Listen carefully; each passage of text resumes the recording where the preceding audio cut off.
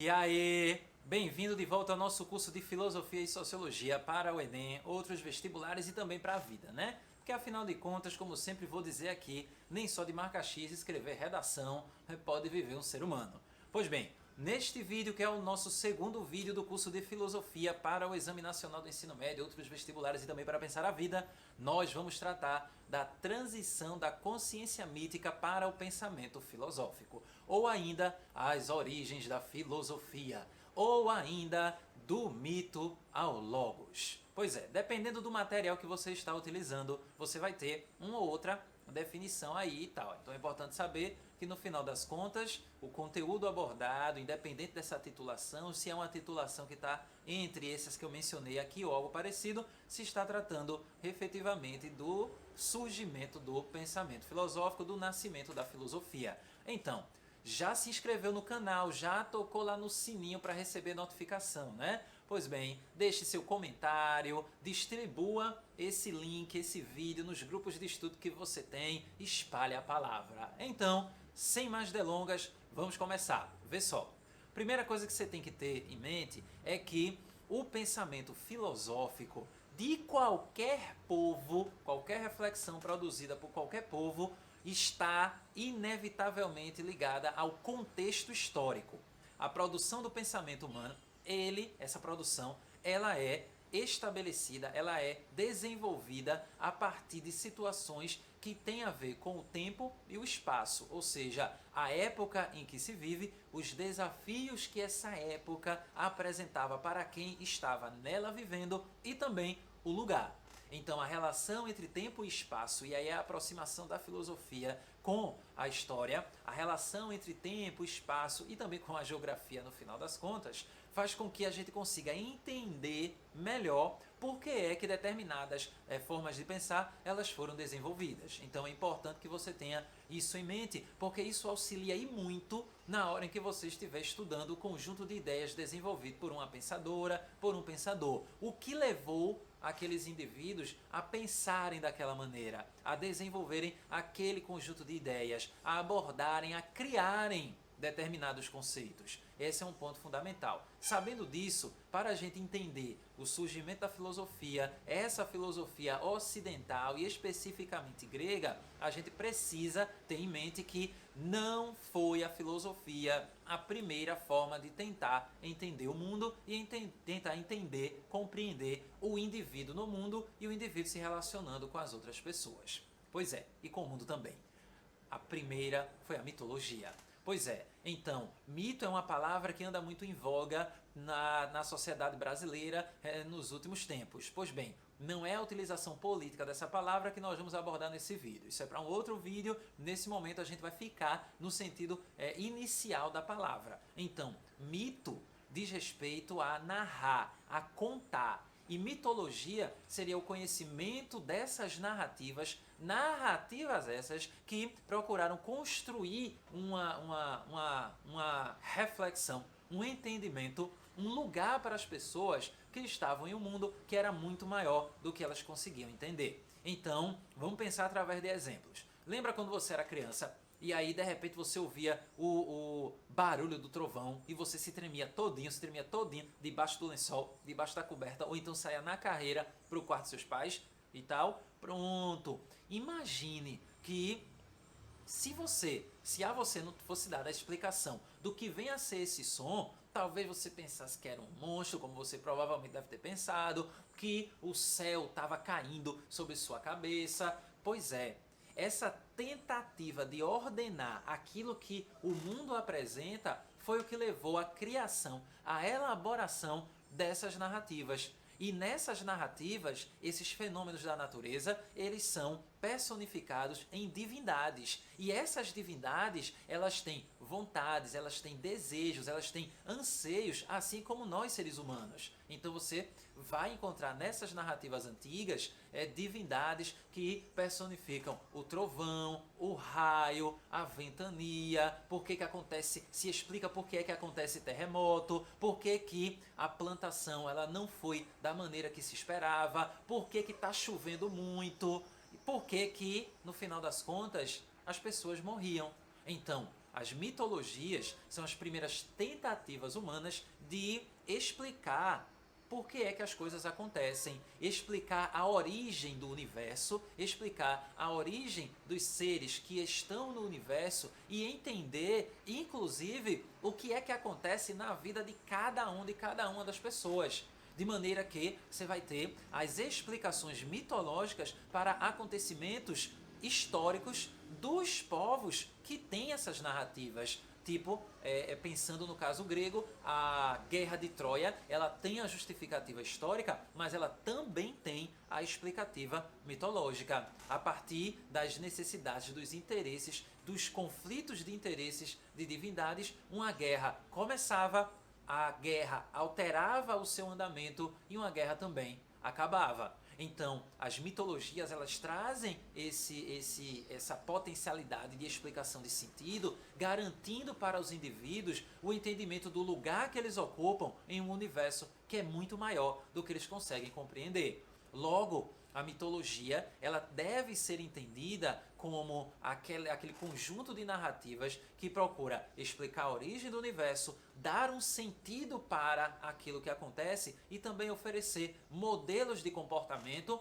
para as pessoas. Daí as jornadas heróicas. As jornadas como a jornada de Hércules, que tem em sua estrutura elementos que fundamentam a maior parte das narrativas que a humanidade ela desenvolveu. Então, isso inclusive tem nome. Um pensador chamado Joseph Campbell, um dos maiores antropólogos, um dos maiores conhecedores de mitologia que a humanidade produziu, escreveu um livro chamado O Herói de Mil Faces. Nesta narrativa, você vai ter ali ele explicando que existe um conjunto de elementos, um conjunto de passos que se repetem em toda a estrutura narrativa, que ele chamou de monomito.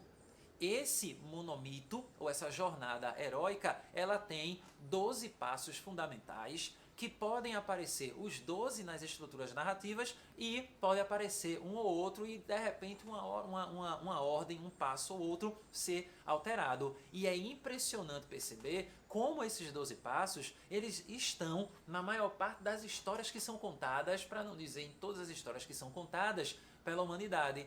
O ponto é que essas narrativas mitológicas, elas trazem elementos da psique humana que se repetem e que chegam até os dias de hoje. Então, a jornada heróica, você vai conhecer o mundo do personagem que vai dar andamento à narrativa, aquela vida dele é alterada por algum acontecimento externo, as pessoas que ele gosta serão afetadas também, o universo vai ficar em risco ou numa escala menor. O reino em que ele vive, o mundo dele, que é o universo que ele tem, prestes a ser destruído, o leva a uma jornada para restaurar o equilíbrio. Ele vai encontrar pessoas que irão auxiliá-lo, encontrarão mestres ou mestras que vão indicar o caminho que ele tem a seguir, ele vai enfrentar seus medos, suas fragilidades, até o combate final, quando ele vai definitivamente vencer aquele inimigo, restaurando o equilíbrio de tudo e, o mais importante,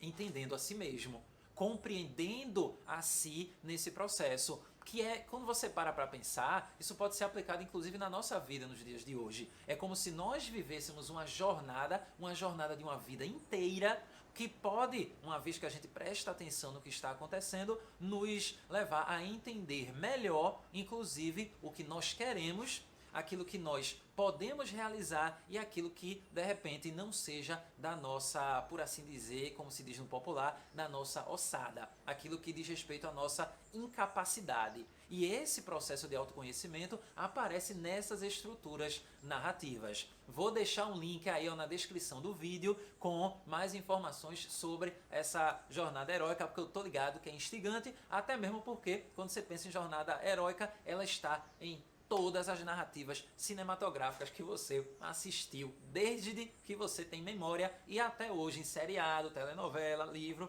e tudo isso. Então, uma vez entendido que o mito procura inicialmente explicar a origem do universo, construir sentidos e lançar esses modelos de comportamento, a gente consegue compreender por que é que nós desenvolvemos a religião também. porque a religião ela está ligada a essas narrativas mitológicas, uma vez que nessas narrativas mitológicas as divindades, por se aproximarem e muito das características humanas, elas também reivindicam oferendas, elas também reivindicam reconhecimento, daí a construção de templos, daí as festas em reverência a divindades como Zeus, Atena, Ares e por aí vai. Mas, porém, todavia, contudo e entretanto, é importante você considerar que nem toda estrutura, ou melhor, nem toda narrativa mitológica, ela é europeia. Aonde existem seres humanos, existem narrativas mitológicas. De maneira que nós temos mitologias gregas, mitologias romanas, mitologias na diversidade dos povos africanos, dos povos americanos. Tudo isso tem a ver com mito. O que é que isso traz pra gente? Em termos, uma conclusão é que os mitos estão presentes em todos os povos do planeta. Isso não é uma exclusividade grega, isso não é uma exclusividade romana. Uma vez entendido que o mito ele explica a origem do universo, dos seres humanos, uma vez que o mito ele dá sentido para o que acontece e além disso ele oferece modelos de comportamento, cabe a pergunta: onde é que entra a filosofia aí? Aí é uma questão muito importante e você não pode deixar essa informação de lado. Grife no material, anote, coloque no post-it, pegue um marca-texto colorido. Por quê? Porque entender essa transição da consciência mítica para a consciência filosófica nos ajuda a compreender por que é que nós, enquanto povo ocidental, nós desenvolvemos essas formas de pensar que até hoje se mantêm. Primeira coisa que você tem que ter em mente: a filosofia ela está ligada à necessidade de desenvolver formas de lidar com o comércio. Como assim? Peraí, não entendi. Por que o comércio? Preste atenção. Pare para pensar no quão abstrata é a ideia do dinheiro. Veja, é importante compreender uma coisa. No caso grego, você vai ter o crescimento urbano, você vai ter as cidades ficando com cada vez mais pessoas e cada vez mais pessoas, cada vez mais necessidades. O crescimento urbano leva à necessidade de você encontrar formas de regular, de normatizar a vida das pessoas e como o comércio ele é crucial para a própria sobrevivência, a prática comercial, precisava-se de um sistema que definisse o valor das coisas. Imagine a ideia, aí o cara vai, pensa na ideia do escambo, antes do desenvolvimento da ideia e do objeto que é a moeda. Aí o cara tem lá 5 quilos de macaxeira, aí ele tá querendo, sei lá, uma casa. Quantos quilos de macaxeira serão precisos para o indivíduo ter uma casa? Você tem critérios que eram muito surtados quando você para pensar. Surtado não é no sentido de irracional, não. Surtado no sentido de difícil de você estabelecer algo que fosse equivalente.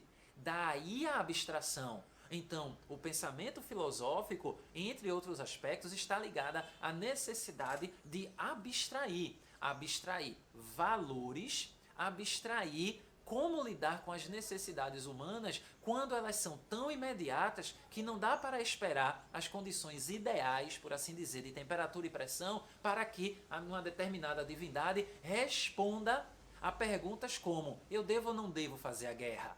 Então, o desenvolvimento do pensamento filosófico no contexto grego está ligado diretamente a quê? As cidades que cresciam, a população dessas cidades que, com cada vez mais necessidades, precisava regular o comércio e, juntamente com isso, regular o tempo. Pare e pense que questão filosófica tremenda é o tempo. Então você vai ter a criação da moeda, a criação do calendário, a criação de leis para gerir a cidade como sendo aspectos que impulsionaram o desenvolvimento do pensamento filosófico. É aí que a consciência mítica não é que ela vai ser abandonada, ela nem vai ser negada. É uma coisa que é importante você ter em mente também. Mitos não são mentiras. Mitos são uma forma que foi elaborada pela humanidade para dar conta do mundo. O pensamento filosófico não.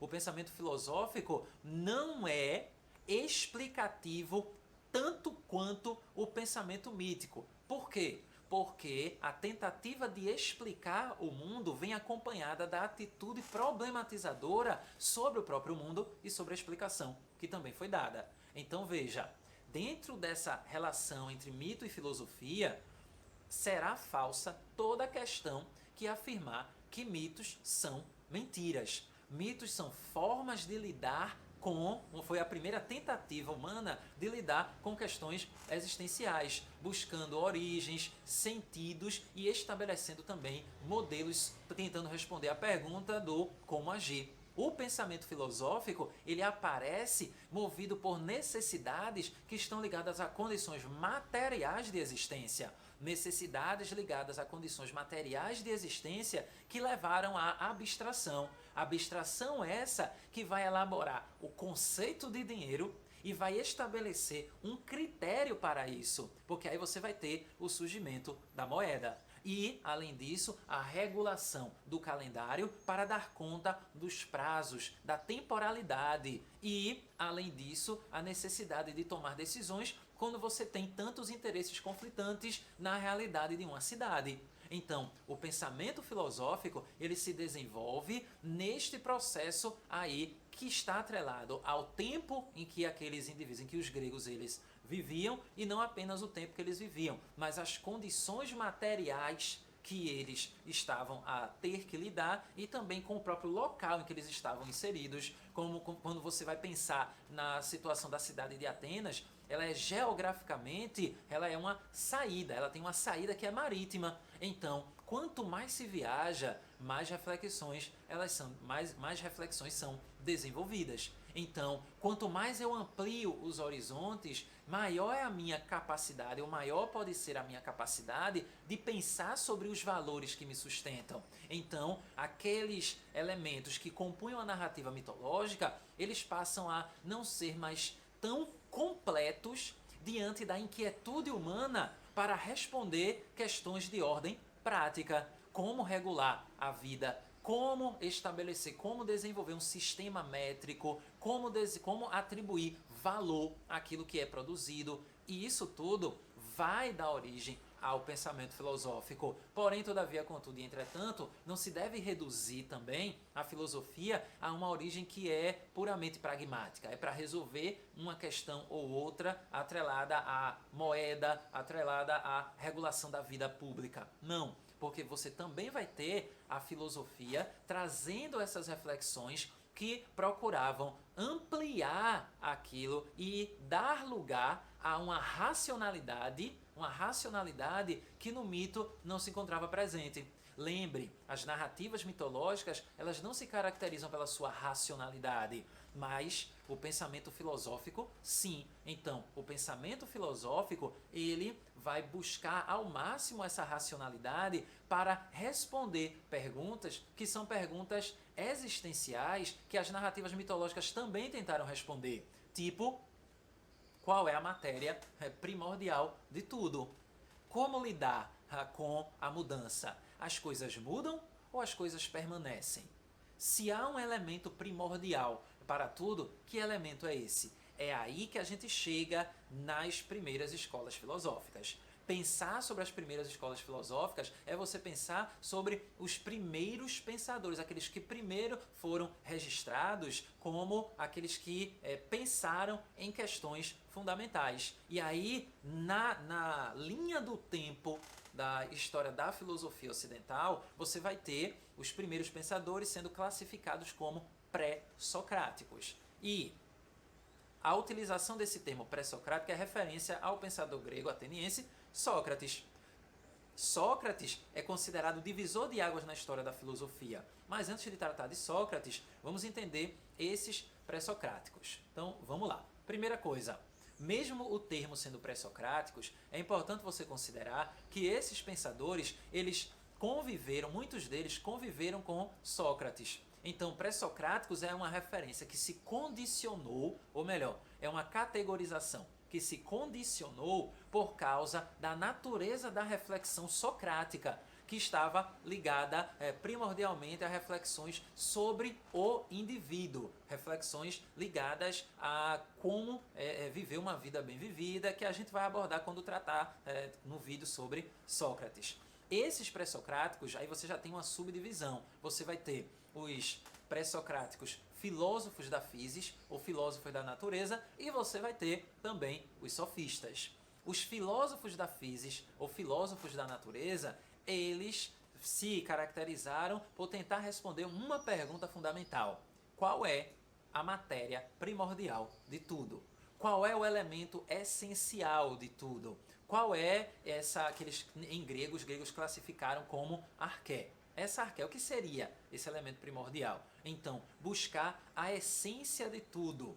E aí você vai ter Tales afirmando que é a água, Heráclito afirmando que é o fogo, você vai ter o Anaxímenes afirmando que é o ar. Há uma tabela na sua ficha aí com cada um desses pensadores e o elemento primordial que eles acreditaram que seria o elemento que deu origem a tudo. Você vai ter esses filósofos da natureza também sendo classificados em dois tipos, é uma subdivisão da divisão. Então, os filósofos da natureza podem ser classificados como os monistas e os pluralistas. Para os monistas, o elemento primordial era um apenas, Tales com a água, Heráclito com o fogo. Para os pluralistas, não. Aí você vai ter vários. Você vai ter um Empédocles que vai afirmar que você tem uma diversidade de elementos que compõem o universo e também o indivíduo. E é essa composição, é uma composição que a sua combinação está em tudo o que existe, inclusive nos próprios seres humanos. Então, nesse processo, é fundamental você pensar que o pensamento filosófico inicial é um pensamento que vai dar conta de questões existenciais, qual é o elemento primordial, e que isso também está muito próximo da filosofia. Aí a gente chega na análise de caso. A nossa análise de caso, ela traz uma charge, né, uma tirinha que foi feita pelo Carlos Ruas. Na tirinha, o que é que você encontra? Você encontra o que seria o Sócrates falando dessa racionalidade que supera o pensamento ligado à existência de deuses, e aí quando você vê, passa um raio, né? Passa lá o raio, e aí é Zeus sendo segurado por outras divindades e gritando, esbravejando que vai quebrar a cara dele. Essa charge, que é o nossa análise de caso de hoje, né, desse vídeo, ela mostra de maneira cômica que essa racionalidade filosófica ela vai aos poucos ganhando cada vez mais espaço. Lembre disso, porque não é a filosofia apareceu e pronto, acabou, ninguém mais acredita em mitos. Não, até porque muitas vezes as narrativas mitológicas elas serão utilizadas para fundamentar o pensamento filosófico. Platão foi um dos que muito utilizou isso, mas esse é assunto para um outro vídeo. Gostou do vídeo? Inscreva-se no canal, curta a nossa página facebookiana, me siga no Instagram, eu posto vez ou outra um texto lá e tal, novidades sobre filosofia e sociologia, reflexões históricas que você pode acompanhar. Toque no sininho, né? O sininho para você receber notificações. Vem novidade por aí no canal, acompanhe, mas o mais importante, experimente pensar.